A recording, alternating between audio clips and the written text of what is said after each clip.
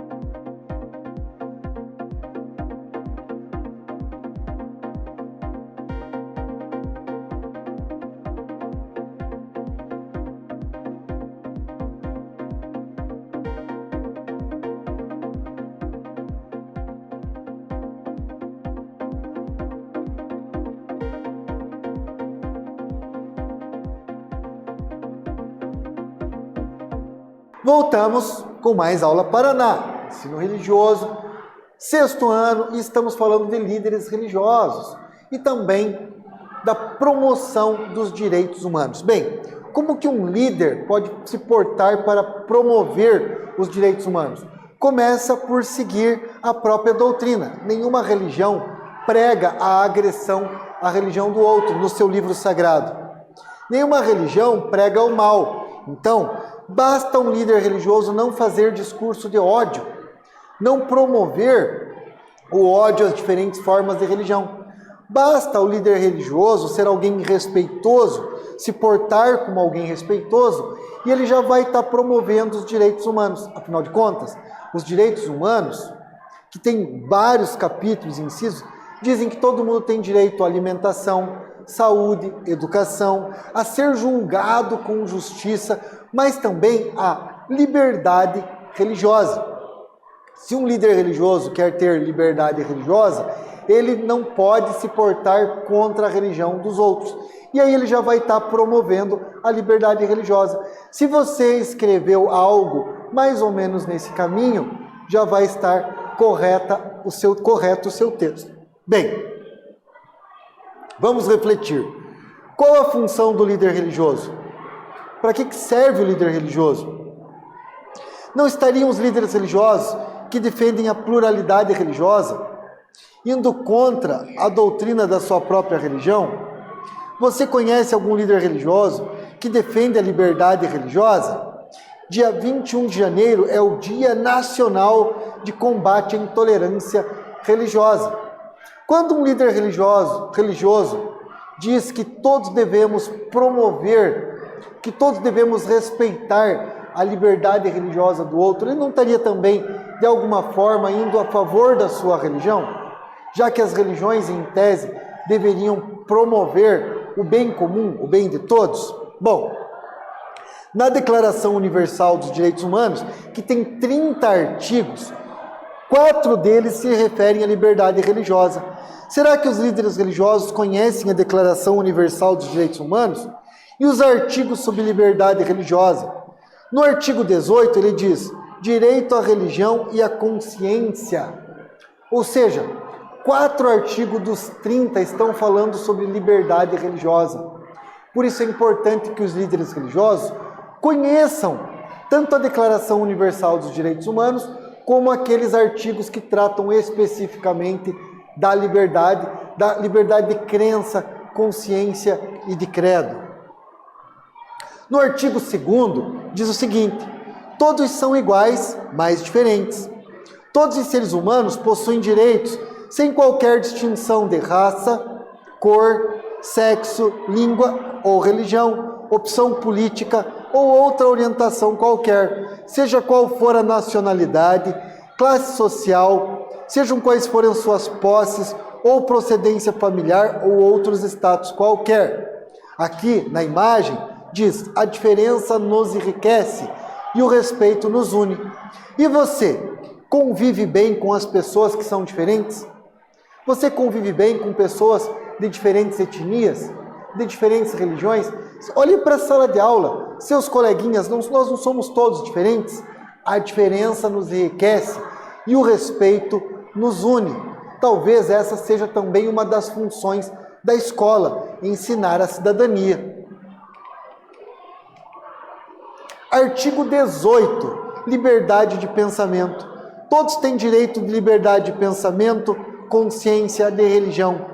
Este direito inclui a liberdade de mudar de religião ou de credo, e também de manifestar livremente sua religião ou convicção, sozinho ou junto com os outros, de forma pública ou privada, pelo ensino, prática, culto ou pelos ritos.